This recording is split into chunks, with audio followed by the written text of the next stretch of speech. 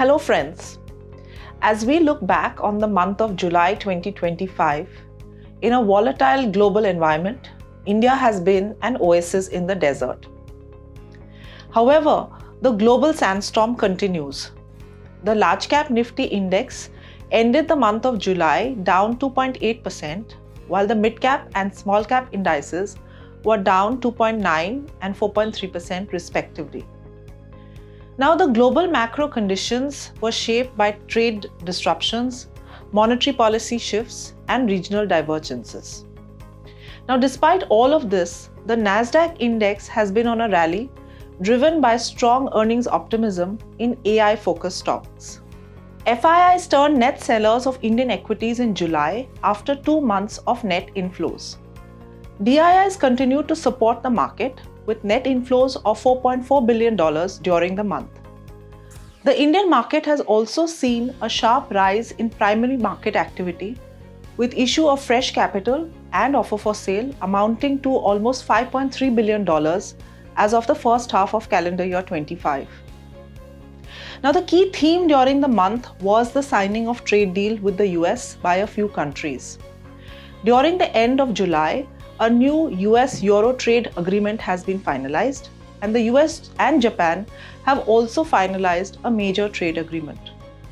Domestically, the recent macro trends show upbeat economic activity, but not without caveats. Domestic inflation is moderating and will likely aid consumption, especially for rural consumers. Real rural wage growth has turned positive. High-frequency indicators show that rural consumption is now outperforming the urban segment. On the other hand, industrial credit demand for capex remains subdued amidst muted global demand recovery and uncertain geopolitical scenario.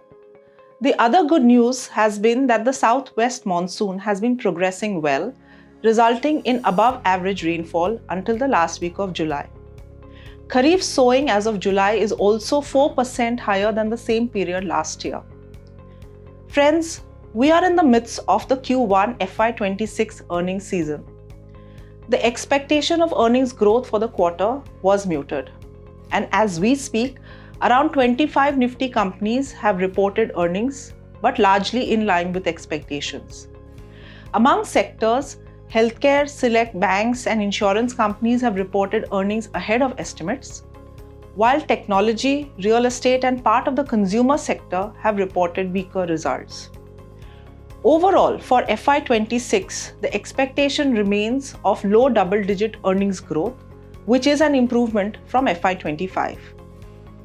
Hence, it's likely that earnings in H2 of FY26 will be better than the first half, as the impact of lower policy rates, tax cuts, and better monsoon starts getting factored in. Indian markets have outperformed in the last 3 years, but going forward, one may have to anchor near-term return expectations to more moderate levels.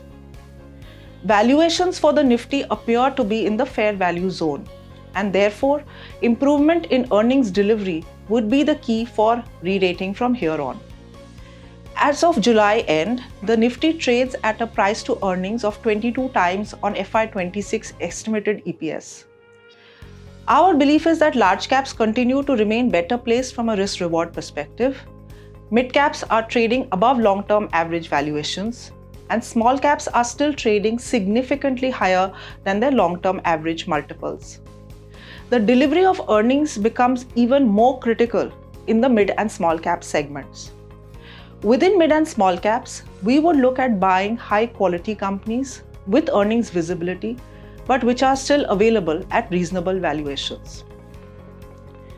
Let's also discuss our views on sectors.